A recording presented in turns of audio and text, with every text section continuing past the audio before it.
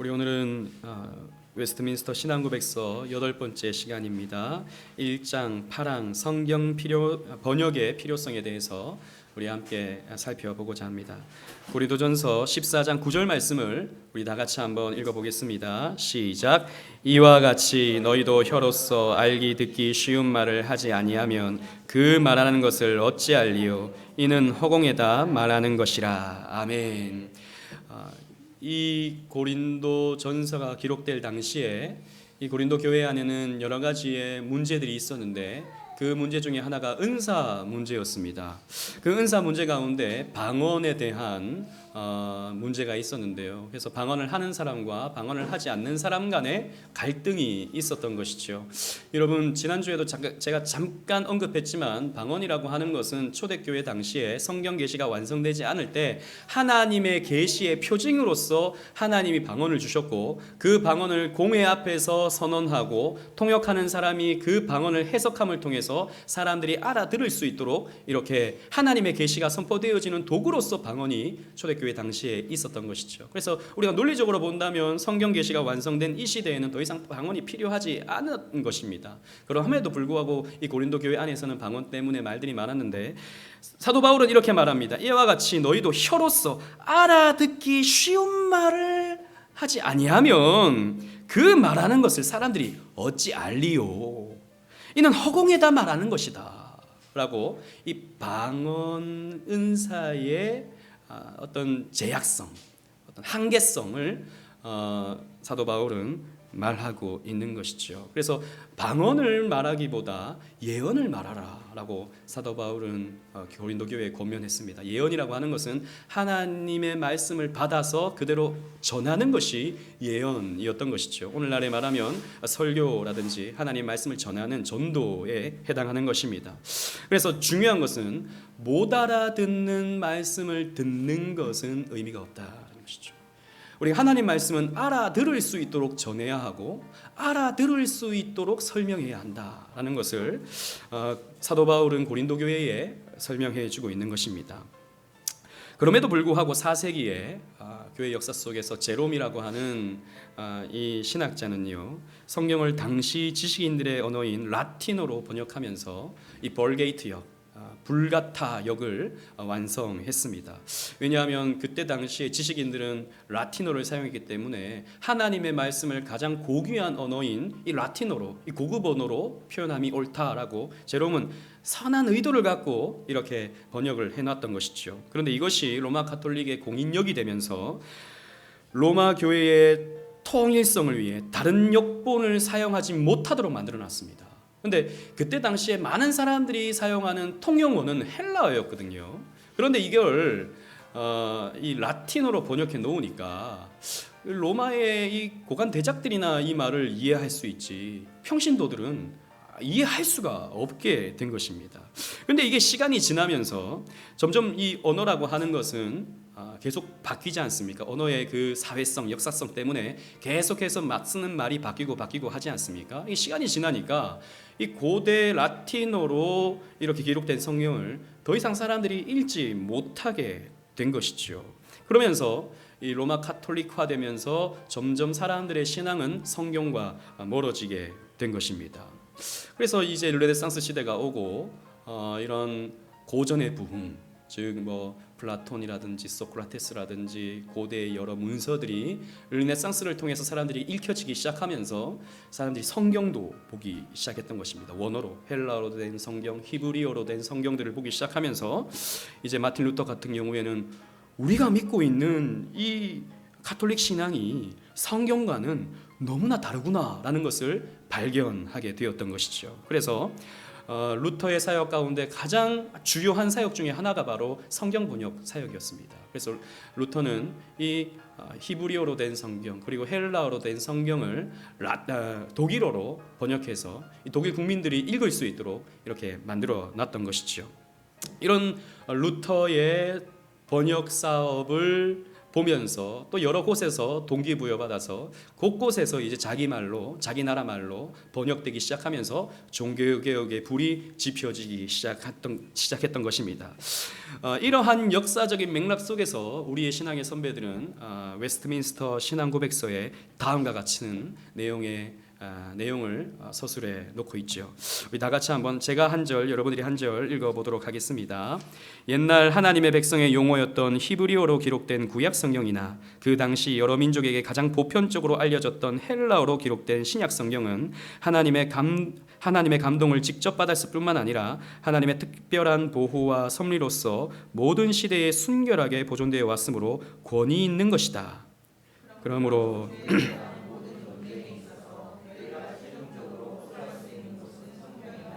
그러나 성경을 읽을 권리를 가지고 그것에 관심을 가지는 동시에 하나님을 두려워하는 마음으로 읽고 탐구하도록 명령을 받은 하나님의 백성들이라도 이 원어를 다 알지 못하고 있다.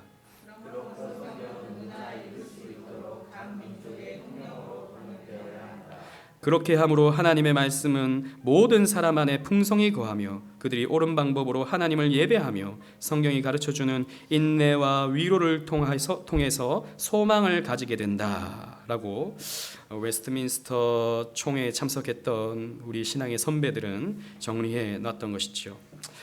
우리가 잘 알듯이 성경은요, 구약은 히브리어로, 신약은 헬라어로 기록되어 있습니다.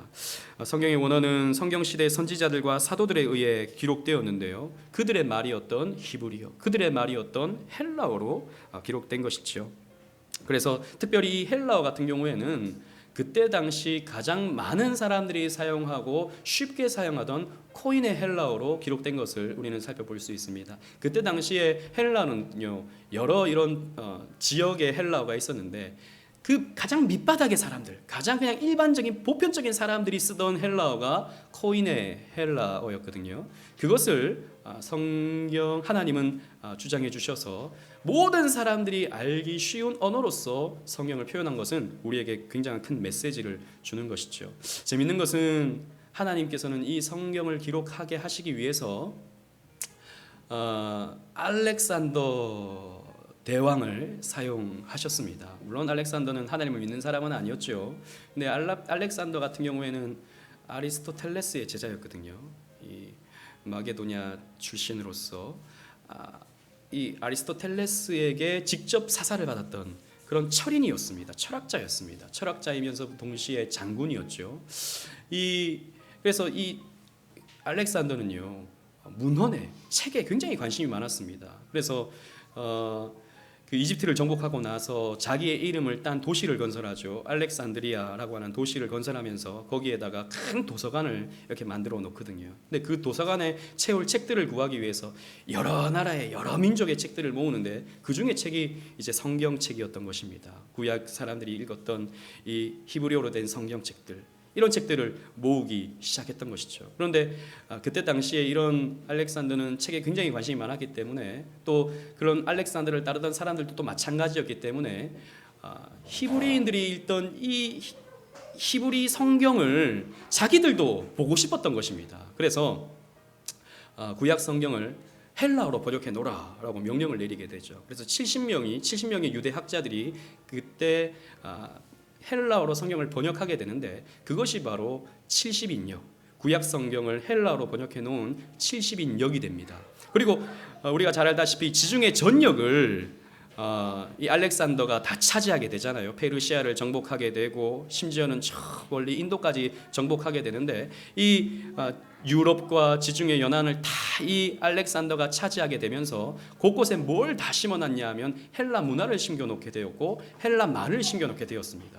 그런 상황 속에서 이제 예수님께서 오시고 사도들이 생기고 사도들이 곳곳에서 복음을 전하게 되는데, 이 곳곳 모든 사람들이 읽을 수 있는 헬라어가 곳곳에 다 만연되어 있었기 때문에 복음을 쉽게 전할 수 있었던 거예요. 하나님은 그래서 이 복음 사역을 진행해 나가기 위해서 알렉산더 대왕을 사용하셨던 것입니다. 그리고 알렉산더 제국을 사용하셨던 것이고, 그래서 그곳에 다 헬라어를 쓰도록 만들어 놓고 복음이 빵 하고 터지니까 그것이 온 유럽과 온 지중해 연안을 다 덮고도 남을 수 있게 되었던 것이죠. 아무튼 하나님은 이렇게 언어적으로도 섭리하셨습니다.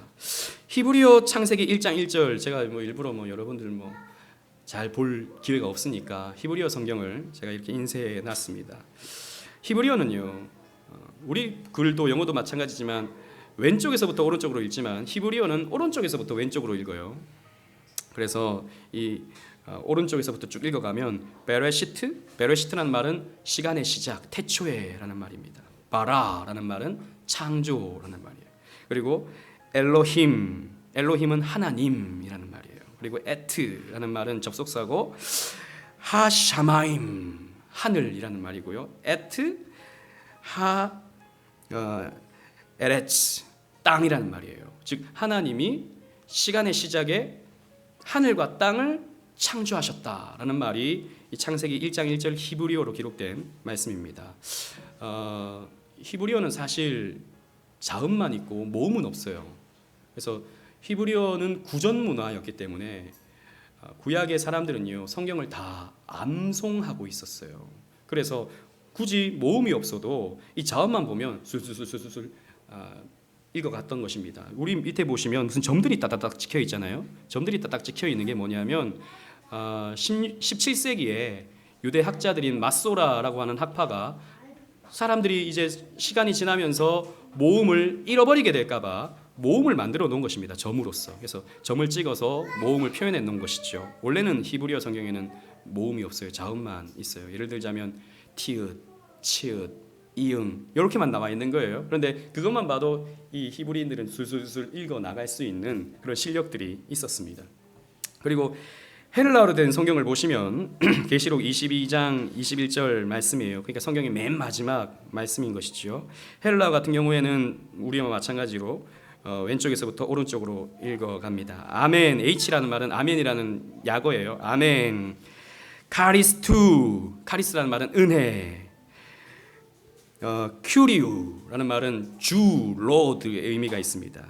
예수, 그다음에 예수가 나오는데 예수는 우리 잘 아는 예수님을 말하고 있어요. 메타판톤이라는 말은 너희 무리와라는 뜻을 가지고 있어요. 그러니까 주 예수 그리스도의 은혜가 너희 무리와 함께 있을지어다. 아멘의 구절이 바로 이 헬라어로 기록된 계시록 22장 21절이에요. 목사님의 이 설명을 들으니까 목사님은 히브리어와 이 헬라어에 아주 이렇게 식견이 대단하시군요. 읽을 수만 있습니다. 저도 신학교 1학년이 되면 이 히브리어 헬라어를 배우거든요. 1년 내도록 합니다. 매일마다 쪽지 시험 치고 매일마다 이렇게 하는데 사실 이 히브리어라든지 이 헬라어의 문법을 이해하는 건 또 쉽지가 않아요. 그래서 사실 신학교에서는 이렇게 읽을 수 있을 정도, 그리고 사전을 이용해서 또 주석을 이용해서 이 원어를 사용할 수 있을 정도로만 이렇게 가르치죠. 그래서 조금 이제 신학 석사라든지 신학 박사에 들어가면 조금 더 수월하게 바로 직역을 하고 할 수 있겠지만 아무튼 보통 목사님들은 그래도 이 히브리어 성경과 신약 성경을 읽고 사전을 통해서 이해할 수 있는 정도의 실력을 갖추고 있다라고 보시면 되겠습니다. 왜냐하면 성경 원어의 중요성은 성경 원어를 통해서 하나님이 이 말씀을 주셨기 때문입니다. 그래서 이게 한번 번역이 되면 사실 온전한 그 의미를 담아내지 못해요. 여러분, 우리나라 말에는 노랗다는 말이 노랗다, 누렇다, 누르스름하다, 누리끼리하다 많이 있어요. 그죠? 이걸 영어로 어떻게 표현합니까? yellow. 하나로밖에 표현을 못해요. 그러니까 우리나라의 그 주옥 같은 시는 영어로 표현할 수가 없어요. 그러니까 노벨상을 못 받는 거예요. 우리나라는 이 표현이 안 되기 때문에. 그 예전에 참 제가 중학교 때인가요? 그때 그 승무라는 불교에 관련된 시가 왜 떠오르는지 모르겠지만 거기 마지막 구절을 보면 고이빌려 나빌레라라는 표현이 나오거든요. 막 이게 표현하는 게 이제 끝이 나빌레라라고 하는 표현이 나오거든요. 그걸 어떻게 영어로 표현할 수가 있겠습니까? 없는 것이죠. 마찬가지로 이 히브리어도 이 헬라어가 담고 있는 어떤 본질적인 의미를 우리나라 말이 다 담아낼 수가 없어요. 그래서 원어를 공부하는 것은 굉장히 중요하죠. 그리고 또 이 원어에는 여러 가지 뜻이 복합적으로 사용되기 때문에 이 문맥에서 이렇게도 볼 수 있고 저렇게도 볼 수 있는 그런 해석의 여러 가지 다양성의 견해가 나타납니다. 그렇기 때문에 원어를 공부해서 사전을 통해서 본문의 내용을 여러 가지로 해석해보고 문맥에 맞춰보는 것은 목사님들이 설교하는 데 있어서 꼭 필요한 그런 과정인 것이죠. 그런데 이 원문은 저도 원문 성경만 보고 싶지만 그런 실력이 안 돼요. 그럼 여러분들은 어떻겠습니까? 히브리어를 배우지도 않고 헬라어를 배우지도 않았는데 어떻게 원문 성경을 볼 수 있겠습니까? 그렇기 때문에 하나님은 번역을 하게 하시는 것이죠. 하나님의 영감 속에서 선지자들과 사도들이 직접 기록한 이 성경 원본은 지금 존재하지 않아요. 지금 원본이 어디에도 존재하지 않습니다. 그러나 하나님은 구약의 서기관들과 1세기 에센파 사람들 그리고 신약 시대의 교회 기록자들을 통해서 성경 사본을 특별한 보호와 섭리를 통해서 지금까지 전수할 수 있게 되었습니다. 여러분, 성경 원본은 예를 들자면 사도 바울이 썼던 로마서가 있다고 칩시다. 이 사도 바울이 직접 쓴 이 서신 로마서는 한 권밖에 없어요. 그죠? 양피지로 쓴 그 로마서는요. 그런데 이것이 처음에는 로마 교회로 갔어요. 로마 교회로. 로마 교회라고 했을 때는 로마에 있는 한 교회를 얘기하는 게 아니에요. 로마에 있는 여러 교회들을 말하고 있어요. 그래서 장로 교회 쪽으로 보면 로마 노회인 거예요. 로마 노회. 로마 노회에 편지를 보냈던 거예요. 여러 교회에. 근데 여러 교회 여기 갔다가 또 이 교회 갔다가 저 교회 갔다가 요 교회 갔다가 이게 회람이 되거든요. 초대교회 당시에. 근데 계속 보고 싶어. 같은 교회 가서 그 교회에서 계속 보고 싶어요.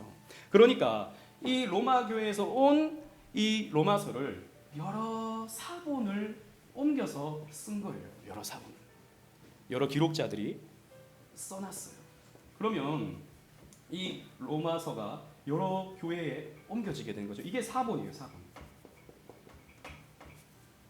근데 문제는 뭐냐면 이렇게 계속 퍼져나가요. 고린도 교회 나도 보고 싶어 그거. 빌립보 교회 나도 보고 싶어. 소아시아 여러 교회 나도 보고 싶어. 계속 퍼져나가는 거예요. 근데 문제는 이 로마서가 이렇게 퍼져나가면서 그때 당시에 무슨 복사기가 있었겠습니까? 우리처럼 사진 탁 찍어서 그냥 이러면 좋겠지만 그런 게 있었겠습니까? 그런 게 없죠. 무조건 옮겨 써야 되는 거예요. 무조건 옮겨 쓰는데 이 헬라 같은 경우에도 이게 막 날렸으면 이게 무슨 글자인지 모르는 그런 경우가 있거든요. 지금 여러분들 요즘에 다 우리 타이핑 세대다 보니까 저도 글씨를 써놓고 이거 어떻게 이 사람들한테 보여주나 싶을 때가 가끔씩 있는데 막 날려서 이 긴 서신을 날려서 쓰다 보면 우리도 모를 때가 있잖아요. 그러니까 오기가 되는 경우가 있어요. 오기 혹은 탈자 이런 것들이 생기기 시작하는 거예요. 그래서 여러분 가끔씩 성경에 보면 우리를 당황하게 만드는 그런 표현이 나와요. 뭐냐면 이게 나와요. 이게 성경을 쭉 읽다가 없음 어떤 절은 없음 이렇게 나오기도 한다는 것이죠. 이게 뭐냐면 이렇게 막 옮겨지는데 여기 한 교회에서 이게 불에 타버린 거예요. 밥 먹다가 밥하다가 불에 타버린 거예요. 그 책을 읽다가 그 부분이 이렇게 예를 들자면 양피지가 이렇게 있으면 이 부분이 이렇게 타버린 거예요. 아니면 국을 흘려버린 거예요. 아니면은 찢어져 버린 거예요. 이게 귀한 책인데 한번 이런 일이 생겨버리면 그 다음에 또 퍼져가기 시작하면서 이 부분은 그냥 없음이 돼버린 거예요. 없음. 이런 식으로 사본이 옮겨지게 되는 거예요. 근데 우리가 성경을 보는 데 있어서 물론 없음이라고 하는 이런 표현이 우리를 당황하게 만들긴 하지만 사실 하나님께서 영감으로 기록하신 성경은 바울이 쓴 로마서 한 권밖에 없죠. 이 책은 완벽하게 영감된 하나님의 말씀임을 우리는 믿죠. 하지만 이것이 사본화되면서 때로는 탈자가 있기도 하고 때로는 오기가 있기도 하고 때로는 없음이 있기도 하지만 전체적인 내용을 우리가 살펴보았을 때 성경의 진리를 아는 데 있어서는 크게 문제가 없어요. 이 종이 자체가 영감되어 있는 게 아니고 그 펜 자체가 영감되어 있는 게 아니고 이 로마서에 있는 내용이 연관되어 있기 때문에, 그 말씀이 연관되어 있기 때문에 그 말씀은 여전히 지금까지 이어져 내려오고 있는 거예요. 그렇기 때문에 몇 가지의 그 말씀이 없다 하더라도 성경 전체적인 진리는 여전히 연관되어 있는 말씀을 우리는 받아들일 수 있게 되는 거예요. 그리고 이런 사본학이라고 하는데 여러 사본들이 쭉 있어요. 곳곳에 있어요. 수십 개 혹은 수백 개의 사본들이 있어요. 이걸 지금까지 이어져 내려오고 있는 사본들도 있거든요. 그런 사본들을 보면서 비교 대조하는 거예요. 비교 대조. 그래서 어디에는 없는데 어디에는 있는 게 있어요. 그래서 때로는 여러분 성경책 보면 괄로 되어 있는 게 있어요. 괄로. 쭉 나가다가 여기 괄로 되어 있고, 여기 보면요, 여기 각주가 되어 있고, 여러분 좋은 성경책 밑에 보면 어느 사본에는 있고 어느 사본에는 없음. 이런 게 여러분 성경책에 있거든요. 그게 뭐냐면 사본적으로 봤을 때 어디에는 들어가 있고, 예를 들면 이런 문제 때문에 어디에는 없는 거예요. 그런 경우에는 괄호로 표현해 놨어요. 중요한 것은 하나님께서 이 모든 과정도 하나님께서 섭리해 놓으셨기 때문에 우리가 사본을 비교해서 살펴보고 또 좀 더 오래된 사본의 기준을 두고 맞추고 이렇게 연구하다 보면 사실 지금 우리가 보는 성경은 사실 원본에 아주 가까운 성경이에요. 사실 천 몇백 년 동안 연구해 왔어요. 그래서 지금 우리가 보고 있는 성경이 우리에게 전수되고 있는 거예요. 그리고 놀라운 것은 특히 구약 성경 같은 경우에는 이런 신약 성경보다 훨씬 더 오래됐죠. 이사야서 같은 경우에는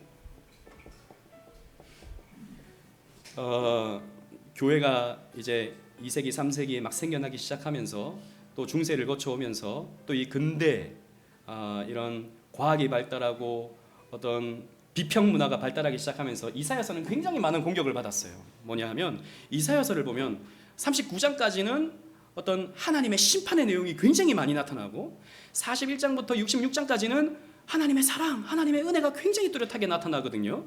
그래서 이사야서 같은 경우에는 저자가 두 명일 것이다.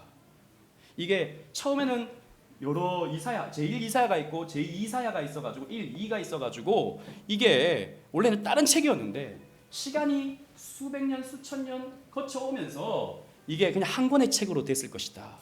그래서 이사야서는 심지어는 뭐 3의 이사야, 4의 이사야 막 이렇게 주장하는 사람들도 있어요. 문체가 다르니까. 그래서 사람들이 성경에 원본이 없으니까 사본만 지금까지 전수되고 있으니까 성경은 이 오랜 역사 속에서 많이 변질되고 또 많은 것이 바뀌어졌을 거야 라고 사람들이 자유주의 신학자들은 추측했어요. 그런데 제가 그래도 나오지만 1947년에 아주 놀라운 사건이 있었습니다. 뭐냐면 이때 이제 세계대전이 끝나고 이 중동의 그 사해 근처, 이스라엘의 사해 근처에 가면 아주 큰 동굴들이 많이 있어요. 동굴들. 거기 팔레스타인의 한 어린아이가 양을 치고 있었는데 동굴 속으로 양 한 마리가 들어간 거예요. 그래서 너무 무서운 거예요. 이 동굴 안에 들어가려니까 아이가. 그래서 양 보고 빨리 나오려고 돌을 던졌어요. 양아 빨리 나와라. 돌을 던졌어요. 매 그러면서 안 나오고 계속 버티는 거예요. 계속 돌을 던졌어요. 돌을 던졌더니 갑자기 쨍그랑 소리가 나는 거예요. 또 돌을 던졌더니 또 쨍그랑 소리가 나는 거예요. 이상하다 싶어가지고 사람들을 불러서 들어가 봤더니 여기 뭐가 있었냐면 여러 항아리들이 있는 거예요. 항아리들이 있는데 거기에 뭐가 담겨져 있었냐면 예수님 오시기 전에 기록된 이사야서라든지 구약의 여러 책들이 그 속에 기록되어 있는 거예요. 이게 뭐냐면 그때 예수님 시대에 에센파라고 하는 사람들이 있었어요. 에센. 이 사람들은 굉장히 금욕주의적이고 하나님의 말씀을 어떻게 보면 굉장히 중요하게 여겨서 밥 먹고 하는 일이 맨날 성경 쓰는 일이었어요. 이 사람들.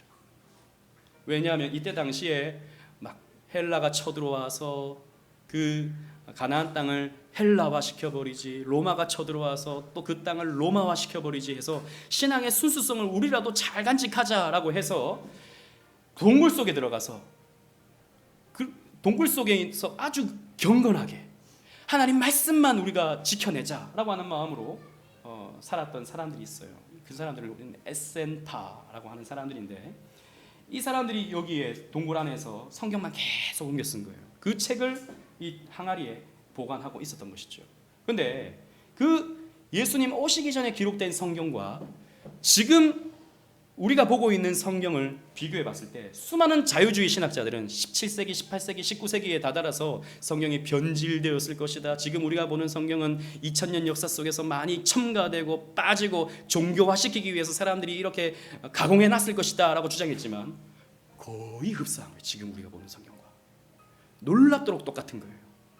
그래서 이 사회 사본의 발견은 하나님께서 이 사본을 우리에게 주시기 위해서 이 성경을 지금까지 지켜주셨고 보호해 주셨다라고 하는 하나의 역사적 증거가 되는 것이죠. 하나님은 이렇게 사본을 보존해 주셨다라는 것입니다. 아까도 말씀드렸다시피 사본은 필사자의 실수로 인해 약간의 오류와 누락이 있을 수가 있어요. 하지만 그렇다고 해서 성경 전체가 갖고 있는 진리의 내용을 이해하기에는 전혀 무리가 없습니다. 우리 하나님께서 성경을 보존하시고 전수하게 하신 섭리를 우리는 굳게 믿으면서 이 성경에 여전히 하나님의 권위가 흘러넘치고 있음을 우리는 인정해야 하는 것이죠. 따라서 신앙에 대한 모든 논쟁에 있어서 최종적으로 호소할 수 있는 것은 우리가 가진 이 성경밖에 없습니다. 우리가 가지고 있는 이 성경은 비록 번역된 성경이지만, 사본을 번역한 성경이지만, 그러나 동일하게 권위를 가지고 있는, 최종 권위를 가질 수 있는 하나님의 말씀이다라는 것을 우리 신앙의 선배들은 정리해 놓은 것입니다. 우리 마태복음 5장 18절 말씀을 다 같이 한번 읽어보도록 하겠습니다. 시작. 진실로 너희에게 이르노니 천지가 없어지기 전에는 율법의 1점 힐획도 결코 없어지지 아니하고 다 이루리라. 아멘. 여러분, 하나님의 말씀은 천지가 없어질 때까지 하나님께서 보존하시는 거예요. 왜? 당신의 계시니까, 당신의 말씀이니까. 주님 오실 때까지 하나님의 말씀은 땅에 떨어지지 아니하고 보존하시는 것입니다. 우리 하나님께서 말이죠. 그리고 성경 번역의 필요성에 대해서 살펴보겠습니다. 자국어 성경을 보시면 하나님은 당신의 백성들이 읽을 수 있는 언어로 성경을 기록하게 하셨어요. 히브리인들에게 히브리어로 기록하게 하셨고, 헬라 성경 같은 경우에는 그때 당시에 많은 사람들이 읽고 쓸 수 있는 헬라어로 기록하게 하셨죠. 이런 것을 볼 때 읽을 수 있는 언어로 하나님의 말씀을 읽는다는 것은 하나님의 의도다라는 것이죠. 따라서 성경의 사본은 교회가 세워지는 곳의 자국어로 번역되어져야 하는 것입니다. 골로새서 3장 16절 말씀을 우리 다 같이 한번 읽어보도록 하겠습니다. 시작. 그리스도의 말씀이 너희 속에 풍성히 거하며 모든 지혜로 피차 가르치며 권면하고 시와 찬송과 신령한 노래를 부르며 감사하는 마음으로 하나님을 찬양하고 그리스도의 말씀이 너희 속에 풍성히 거하기를 원한다라고 사도 바울은 골로새 교회에게 편지하고 있는데, 그리스도의 말씀이 알아들을 수 없다면 어떻게 거할 수 있겠습니까? 그리스도의 말씀을 읽을 수가 없다면 어떻게 그 풍성한 하나님의 그 말씀을 찬양하고 그 말씀으로 하나님을 예배할 수 있겠습니까? 없다라는 것이죠. 그래서 성경은 자국어로 번역되는, 우리가 통용어로 번역하는 그 일은 너무나도 중요한 것입니다.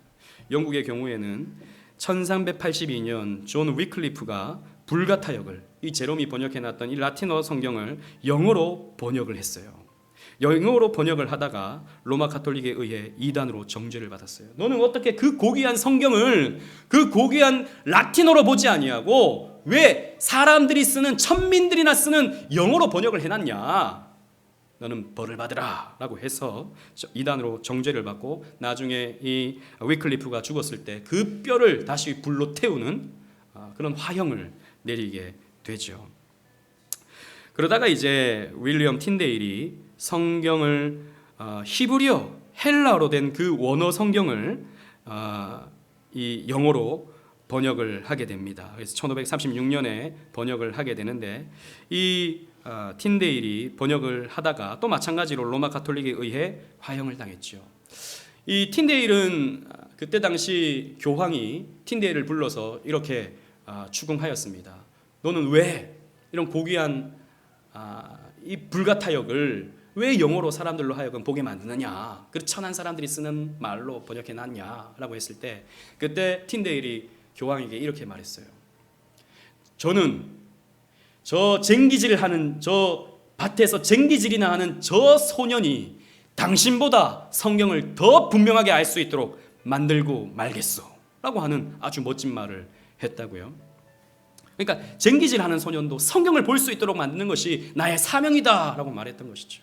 그래서 이제 불에 태워지면서 많은 사람들이 보는 상황 가운데 불로 태워지게 될 때, 그때 틴데일은 이렇게 외치고 순교하였죠. 하나님, 잉글랜드의 왕의 눈을 열어주소서 라고 하는 그런 말을 외치고 순교했다고 합니다. 딱 100년 후에 영국의 왕이 눈을 뜨게 되죠. 헨리 6세가 눈을 뜨게 되어서 종교개혁을 받아들이게 되죠. 물론 그 과정에는 정치적인 또 헨리 왕의 그 탐욕스러운 그런 마음이 복잡하게 얽혀져서 개혁신앙을 받아들이게 됐지만, 아무튼 100년 후에, 정확히 100년 후에 영국이 종교개혁을 받아들이게 됩니다.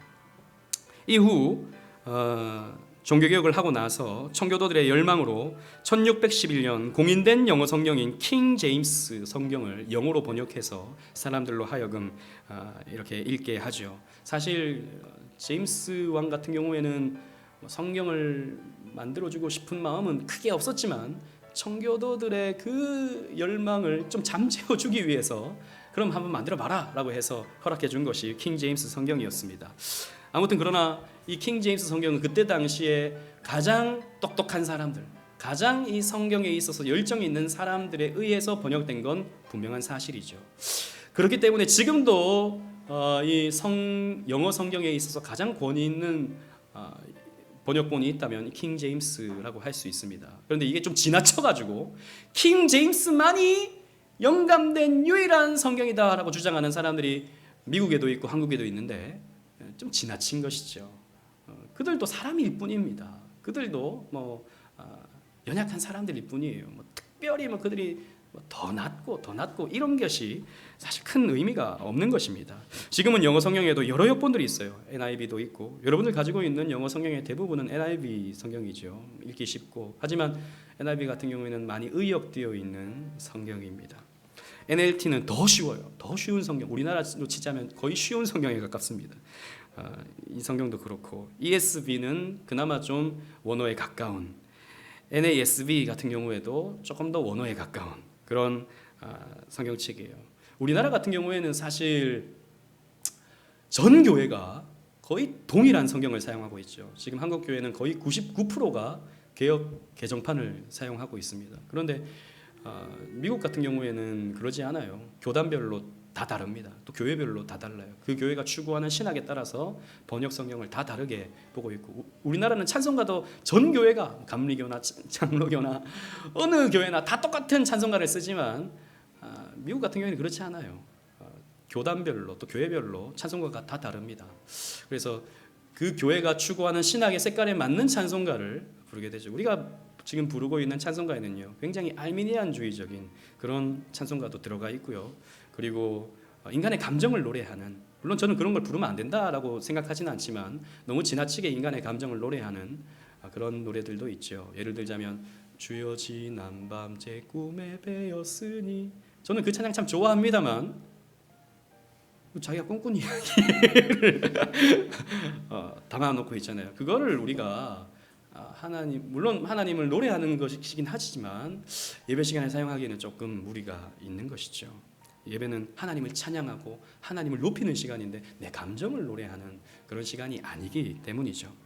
아무튼 미국은 이렇게 교단별로 추구하는 신학에 따라서 성경을 다르게 본다라는 것입니다. 한국의 번역 성경을 여러분 살펴봅시다. 한국의 경우에는 구한말 여러 선교사들에 의해 쪽복음이 들어오기 시작했고, 쇄국 정책 때문에 사실 흥선대원군이 이 서양 선교사들을 다 막아버리지 않았습니까? 그래서 만주에서 로스 선교사라든지 맥킨타이어 선교사가 이런 쪽복음이 뭐냐면 누가복음 한 권, 마태복음 한 권, 로마서 한 권, 이런 책이 바로 쪽복음입니다. 그런 것들을 이제 한국말로 번역해서 그때 당시에 이 보부상들에게 이 책을 팔고 사람들에게 좀 나눠주라고. 왜 선교사가 못 들어오니까 나눠주라고 했죠. 놀라운 것은 그래서 한국은요 유래를 찾아보기 힘든, 아니 정말 전 세계에서 유일한 선교사보다 성경책이 먼저 들어와서 선교사가 들어오기 전에 교회가 세워진 데가 한국밖에 없습니다. 그래서 황해도에 가면 소래교회가 있는데 그 소래교회 같은 경우에는 선교사가 와서 세운 교회가 아니라 이렇게 성경책들을 사람들이 읽기 시작하면서 그럼 우리가 교회를 좀 세우자, 우리가 모여서 예배드리자, 이 성경책을 읽자 하고 모인 게 황해도의 소래교회였던 것이죠. 한국은 굉장히 독특해요. 놀랍습니다. 또 일본에서는 이수정이라는 이런 분들이 또 이런 신약 성경을 번역해서 한국으로 보내게 되죠. 그러다가 이제 1911년 영국 성서공회의 도움으로 신구약 성경을 이제 한국 교회가 번역하게 되고 그것을 사용해 오다가 1937년 개역 성서를 발간하고 지금까지 우리가 보고 있는 개역 성경을 이때부터 만들었던 거예요.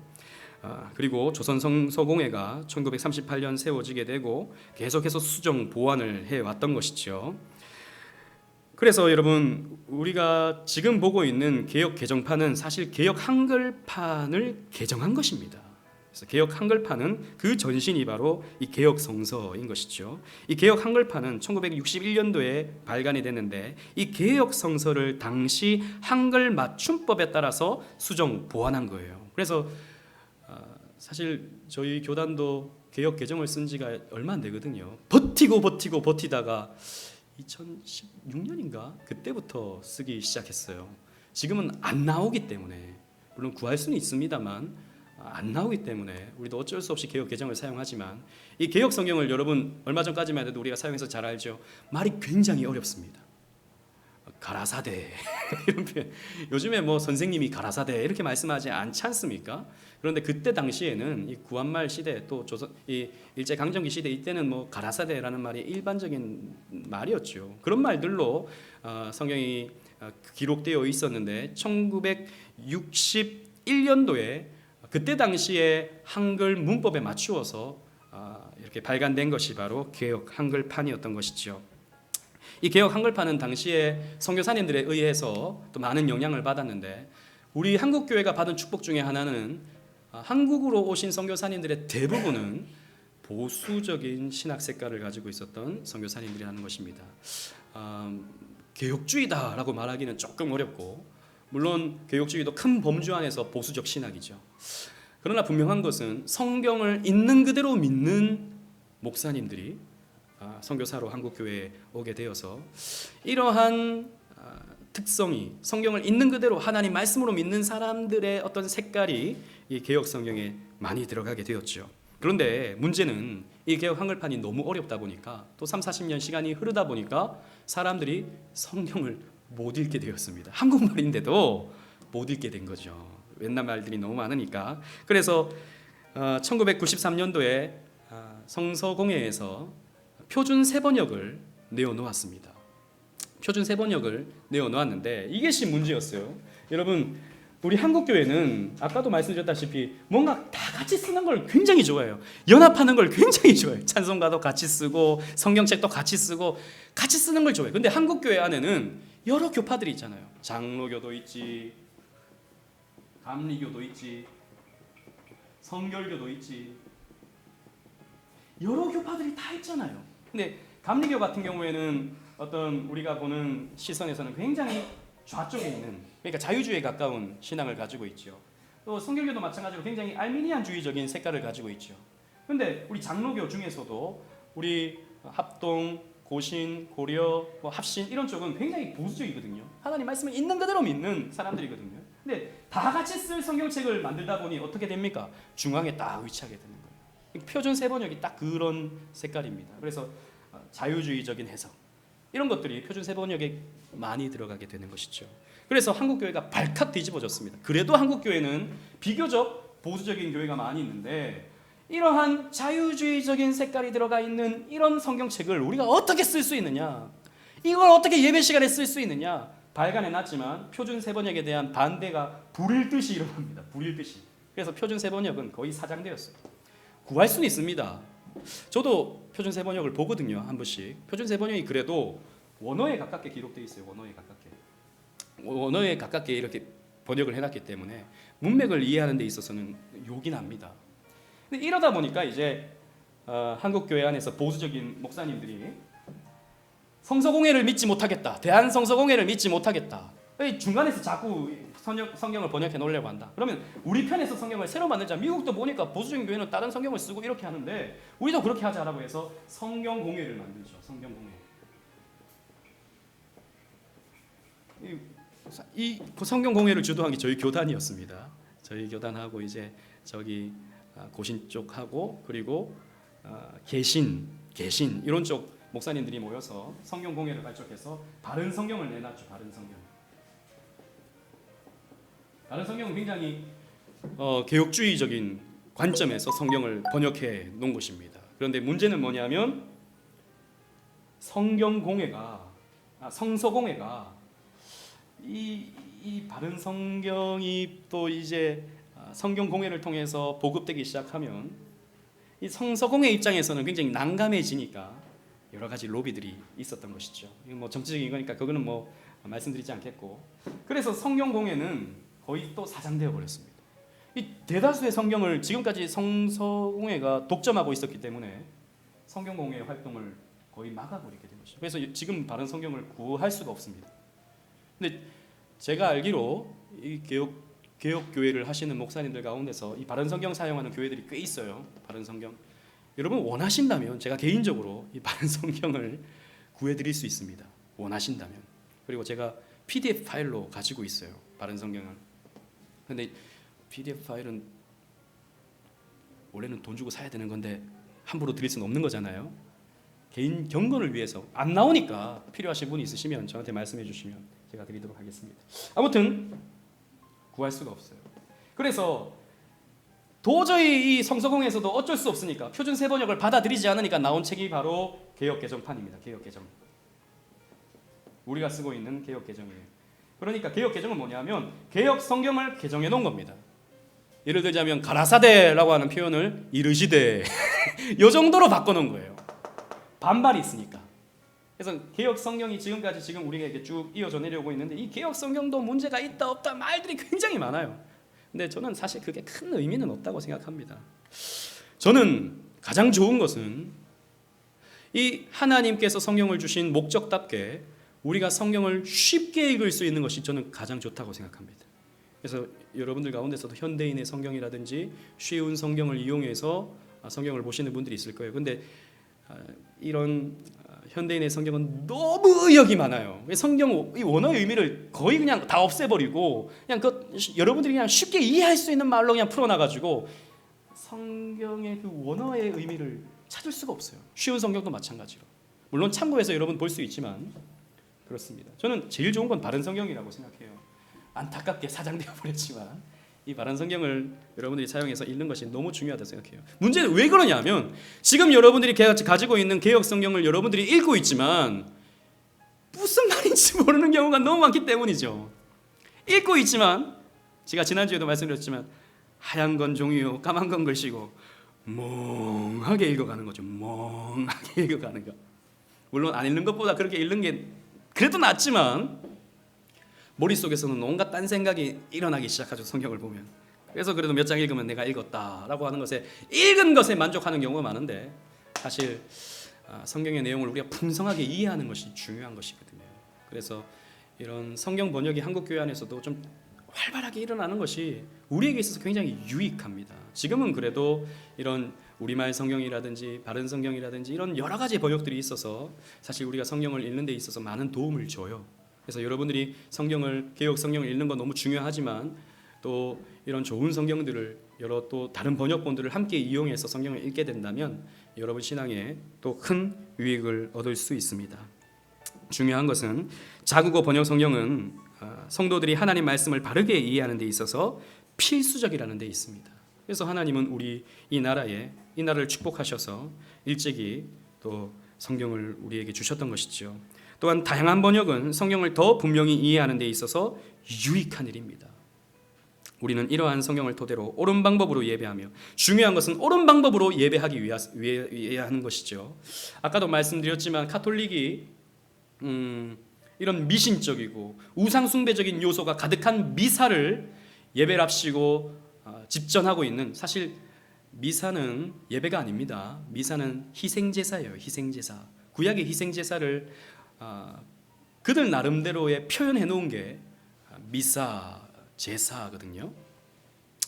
아무튼 그들이 그렇게 하는 이유는 성경으로부터 오랜 시간 떠나 있었기 때문입니다. 성경을 모르니까 온갖 다른 로마의 미트라교라든지 또 바벨론의 여러 그런 종교라든지 이런 것들이 교회 안에 잔뜩 들어오게 되어서 교회가 이방 신전화, 이방 종교화 돼버린 것이 로마 가톨릭인 것이죠. 성경을 떠나버리니까 그렇게 된 것입니다. 그런데 우리가 성경을 알아야 바르게 예배할 수 있다는 것입니다. 옳은 방법으로 하나님을 섬길 수 있다는 것이지요. 그래서 또 우리가 성경을 읽어감을 통해서 위로와 소망을 얻을 수 있는 것입니다. 그래서 읽을 수 있는 성경을 우리 한국교회가 번역해 놓는 것 아주 중요한 사명입니다. 또 여러분들도 우리말로 된 성경이 있다는 것만 해도 얼마나 큰 위로이고 축복입니까? 여러분들의 삶 속에서 그렇게 성경을 통해서 유익을 얻으시는 은혜가 있기를 주님 이름으로 축원합니다.